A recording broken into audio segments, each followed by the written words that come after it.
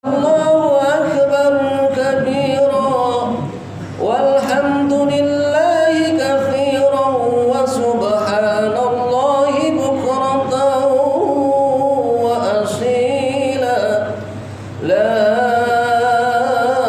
إله إلا الله والله أكبر الله أكبر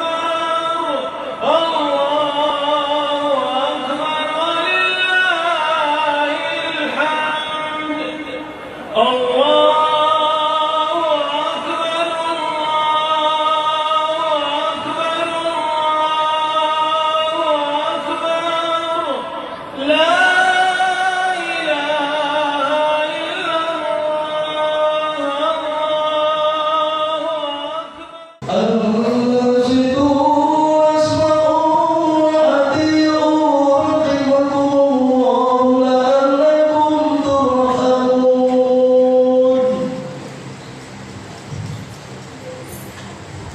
Allahu Akbar, Allahu Akbar, Allahu Akbar, Allahu Akbar, Allahu Akbar, Allahu Akbar, Allahu Akbar kabira walhamdulillahi katsira wa subhanallahi bukratan wa asila. La ilaha illallah wallahu akbar, Allahu akbar walillahil hamd. Alhamdulillah, alhamdulillahil wahidil qahhar, al-azizil ghaffar, alladzi khalaqal laila wan nahar wa khalaqash syamsa wal qamar. Allahumma shalli wa sallim ala sayyidina Muhammadinil mukhtar wa sirril asrar wa man tabi'ahum bi ihsanin ma damatil awraqi 'alal ashjar. Amma ba'du fa ya ibadallah, usikum wa nafsi bi taqwallahi wa ta'atihi. Qala Allah ta'ala, ya ayyuhalladzina amanu taqullaha haqqa tuqatih wa la tamutunna illa wa antum muslimun. Kaum muslimin jamaah salat Idul Adha yang dimuliakan Allah Subhanahu wa taala. Hidup manusia di alam bumi ini cuma sekali dan sebentar. 100 tahun yang lalu kita belum lahir, dan 100 tahun yang akan datang mungkin kita semuanya sudah tidak ada lagi di dunia ini. Oleh karena itu, hidup yang cuma sekali dan sebentar ini, mari setiap saat kita gunakan untuk terus meningkatkan ketakwaan kita kepada Allah dengan istiqomah menjalankan perintah-perintah Allah serta berusaha semaksimal mungkin untuk menjauhi larangan-larangannya. Karena hanya dengan bekal inilah kita semuanya akan berpulang menghadap Allah. Allahu Akbar, Allahu Akbar, Allahu Akbar walillahil hamd. Kaum muslimin jamaah rahimakumullah, Allah Subhanahu wa ta'ala mengutus Nabi dan Rasul ke bumi ini jumlahnya 124.000 Nabi dan Rasul. Dari 124.000 ini yang wajib kita ketahui ada 25 Nabi dan Rasul, dan ini juga tercantum dalam Al-Quran. Dari sekian banyak Nabi dan Rasul ini ada 2 Nabi yang setiap hari wajib kita sebut-sebut namanya, yaitu Nabi Muhammad SAW dan Nabi Ibrahim alaihissalam. Nabi Muhammad dan Nabi Ibrahim ini wajib kita sebut namanya ketika dalam sholat. Tidak sah sholat seseorang ketika tidak membaca sholawat kepada Nabi dan sholawat kepada Nabi Ibrahim alaihissalam. Yang kedua, karena kedua Nabi ini dalam Al-Quran dijadikan model. Nabi Muhammad adalah suri tauladan. Laqad kana lakum fi Rasulillahi uswatun hasanah. Surah Al-Ahzab ayat 21. Nabi Muhammad itu di dalamnya pada diri pribadi beliau ada suri tauladan yang baik untuk kita tiru. Kemudian Nabi Ibrahim tercantum dalam surah Al-Mumtahanah ayat 4. Qad kanat lakum uswatun hasanatun fi Ibrahim walladzina ma'ah. Sungguh dalam diri Nabi Ibrahim itu ada suri tauladan yang baik. Kaum muslimin jamaah rahimakumullah, pagi hari ini kita ingin mengambil contoh suri tauladan dari Nabi Ibrahim alaihi salam dan keluarganya. Tetapi sebelum kita mengambil hikmah atau suri tauladan dari keluarga Nabi Ibrahim, kita ikuti kisah nyata, kisah yang direkam oleh Al-Quran ribuan tahun yang lalu. Kisah itu bermula dari Nabi Ibrahim ketika usia sudah sepuh, sudah tua, tetapi beliau belum mempunyai seorang anak. Rindu, kepingin memiliki seorang putra, tetapi Allah juga belum mengaruniainya. Sampai beliau berdoa, Rabbi habli minas sholihin. Siang malam beliau berdoa, ya Allah, berikanlah kepadaku putra keturunan yang soleh. Akhirnya doa Nabi Ibrahim dikabulkan oleh Allah. Siti Hajar hamil dan melahirkan seorang anak yang diberi nama Ismail. Ketika anak Nabi Ibrahim masih kecil, Ismail masih bayi, turun perintah Allah untuk pergi ke Mekah. Nabi Ibrahim, Ibu Hajar dan Ismail dibawa ke Mekah. Sesampainya di Mekah, tiba-tiba Nabi Ibrahim meninggalkan keduanya. Maafkan saya istriku, saya harus segera pergi meninggalkanmu di sini. Tentu Ibu Hajar terkejut. Mau kemana? Kenapa kau tega meninggalkan kami di sini sementara Ismail masih kecil? Nabi Ibrahim tidak menjawab. Nabi Ibrahim meneruskan langkahnya. Pertanyaannya dirubah. Wahai suamiku, apakah ini perintah Allah? Nabi Ibrahim menoleh kemudian menjawab, betul, ini perintah Allah. Aku sayang kepadamu, aku sayang kepada anakku, tapi ini perintah Allah di atas segala-galanya. Baiklah suamiku, kalau ini perintah Allah, silahkan kau pergi. Pergilah Nabi Ibrahim.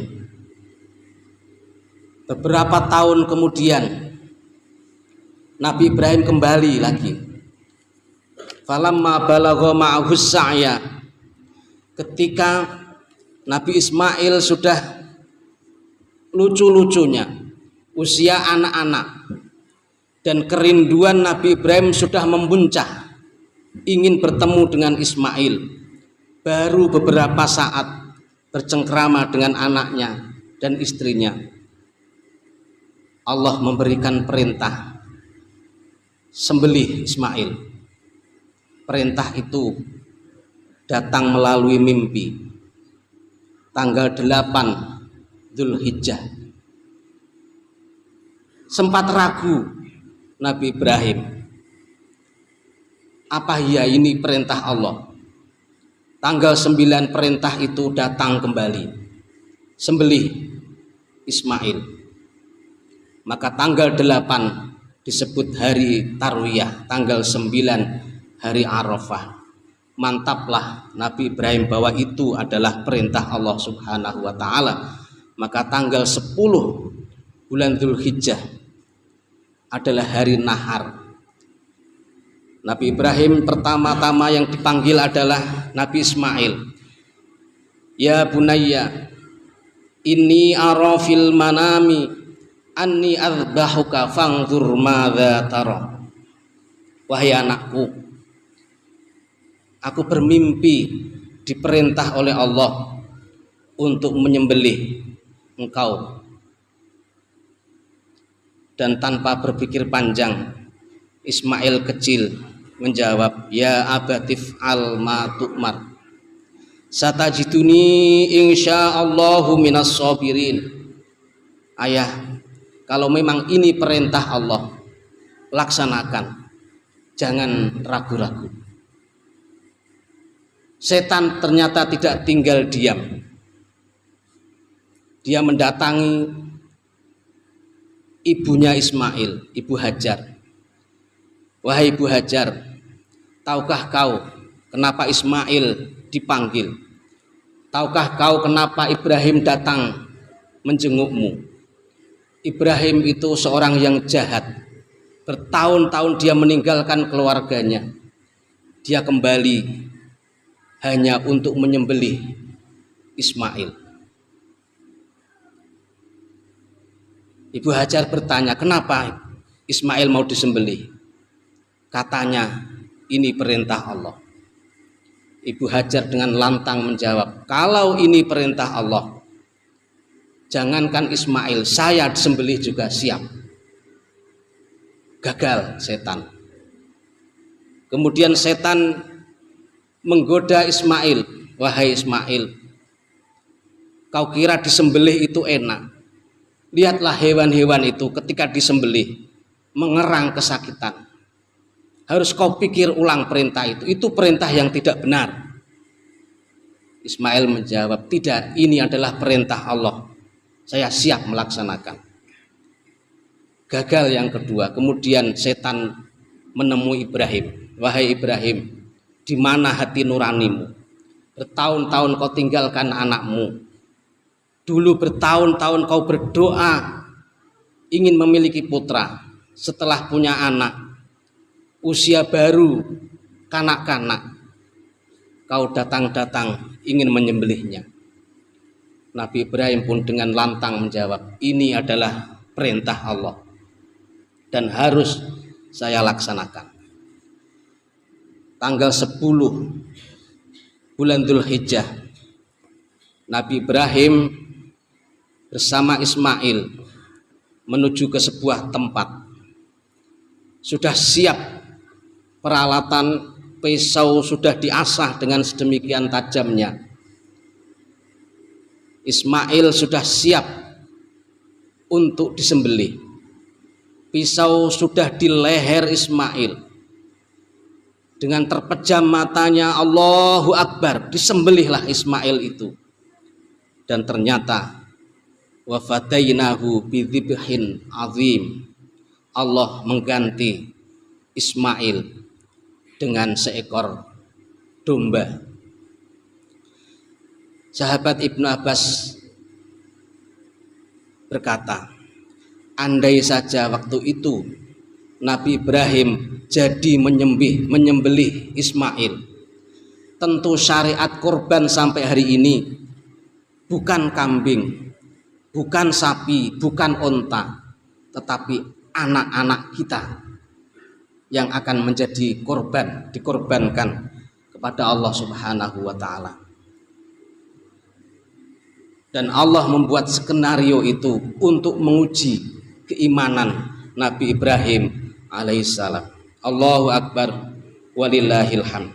Kaum muslimin jamaah sholat Idul Adha yang dimuliakan Allah, mari sekarang kita ambil pelajaran dari keluarga Nabi Ibrahim ini. Pertama, Nabi Ibrahim, keluarganya adalah seorang hamba keluarga yang kokoh imannya, kokoh tauhidnya. Apapun yang terjadi, kalau itu perintah Allah, pasti akan dilaksanakan. Tentu kita bisa membayangkan betapa beratnya menyembelih seorang anak. Dan waktu itu Nabi Ibrahim tidak tahu kalau Ismail akan diganti dengan domba. Tetapi Nabi Ibrahim, Ibu Hajar, Nabi Ismail semuanya siap untuk dikorbankan kepada Allah Subhanahu wa ta'ala. Yang kedua, ketawakalannya. Keluarga Nabi Ibrahim adalah keluarga yang sangat bertawakal kepada Allah, pasrah kepada Allah. Beliau meyakini bahwa apapun yang terjadi di dunia ini semua atas kehendak Allah Subhanahu wa ta'ala. Allah Maha melihat, Allah Maha menyaksikan, dan Allah tidak akan menyia-nyiakan orang yang soleh, orang yang baik. Dan terbukti keluarga Nabi Ibrahim selamat. Kaum muslimin jamaah rahimakumullah, pelajaran untuk kita, mari keluarga kita pun jadikanlah seperti itu. Kokohkan akidah, kuatkan tauhid, bahwa apapun yang terjadi adalah kehendak Allah Subhanahu wa ta'ala. Allah pasti memberikan sesuatu yang terbaik untuk hamba-hambanya yang beriman. Dan keluarga Nabi Ibrahim adalah keluarga yang setiap saat selalu merasakan kehadiran Allah dekat dengannya, sehingga apapun yang dia lakukan, dia merasa diawasi terus oleh Allah Subhanahu wa ta'ala. Kalau ini kita jadikan contoh, kita merasa dimanapun kita berada, kapanpun kita, Allah selalu melihat kita, maka kita tidak akan mudah berbuat maksiat kepada Allah. Kita akan mudah, ringan untuk melaksanakan perintah-perintah Allah. Kita bayangkan, kalau kita masuk di supermarket atau di swalayan yang besar, di sana ada tulisan tempat ini diawasi oleh CCTV. Apa yang kita lakukan? Kita akan sangat hati-hati. Kita tidak akan berbuat konyol dengan mengambil barang-barang di tempat itu. Kenapa? Kita sadar bahwa tempat itu diawasi dan resikonya sangat besar. Begitupun juga ketika kita di pekerjaan, di kantor, di perusahaan, di sana ada tulisan tempat ini diawasi oleh CCTV. Tentu kita akan bekerja dengan baik, walaupun pimpinan kita tidak melihat, walaupun rekan kerja kita tidak menyaksikan, tetapi ada CCTV yang akan merekam segala gerak-gerik kita. Dan di atas itu semuanya ada Allah yang selalu mengawasi kita. CCTV hanya buatan manusia, bisa celah-celah kita tipu. Aparat keamanan hanya manusia biasa. Ketika kita mau berbuat jahat, bisa saja menipu mereka. Tetapi Allah tidak akan bisa ditipu. Allah tidak akan luput pandangannya dari yang kita lakukan. Kemudian yang terakhir, suri tauladan dari keluarga Nabi Ibrahim. Keluarga Nabi Ibrahim adalah keluarga yang tidak menunda-nunda perintah-perintah Allah. Maka Nabi Ibrahim mendapat julukan Hanif. Hanif itu di atas taat. Ketaatannya sungguh luar biasa dan tidak menunggu lama. Kita baca misalnya sejarah tentang khitannya Nabi Ibrahim alaihissalam. Nabi Ibrahim diperintah untuk khitan itu usianya sudah 90 tahun. Tetapi begitu mendapatkan perintah khitan itu, saat itu pula langsung dilaksanakan. Maka dalam sejarah kita baca, Nabi Ibrahim itu khitan dengan menggunakan kapak. Di tafsir dijelaskan kenapa Nabi Ibrahim khitan dengan kampak. Apakah tidak ada pisau? Ada. Apa tidak ada pedang? Ada. Kenapa menggunakan kampak? Karena waktu turun perintah itu yang ada di dekatnya adalah kampak, sehingga tidak menunggu lama, tidak pulang mencari pisau, tidak. Saat itu pula langsung dihitan. Begitu pula ketika turun perintah untuk menyembelih Ismail, juga tidak lama, langsung dieksekusi. Dan terus semua perintah-perintah Allah, beliau tidak menunggu, tidak berpikir lama, tetapi langsung saat itu dilaksanakan oleh Nabi Ibrahim alaihissalam. Kaum muslimin jamaah rahimakumullah, mari kita tiru, kita suri tauladani keluarga Nabi Ibrahim. Seorang ayah, jadilah ayah seperti Nabi Ibrahim yang mendidik putra, mendidik istrinya dengan ajaran tauhid. Seorang istri, jadilah istri seperti Siti Hajar yang ketaatannya kepada suami, kepatuhannya kepada suami karena berdasarkan ketaatan kepada Allah Subhanahu wa taala. Begitu pula ketika kita menjadi seorang anak, jadilah seperti Nabi Ismail alaihissalam. Walaupun kecil, walaupun remaja, tetapi tauhidnya sudah sedemikian tinggi. Keluarga seperti inilah yang akan abadi dunia sampai ke surga. Allahu akbar, Allahu akbar, Allahu akbar, walillahil hamd. Barakallahu li wa lakum fil Qur'anil azim wa nafa'ani wa iyyakum bima fihi minal ayati wa dzikril hakim.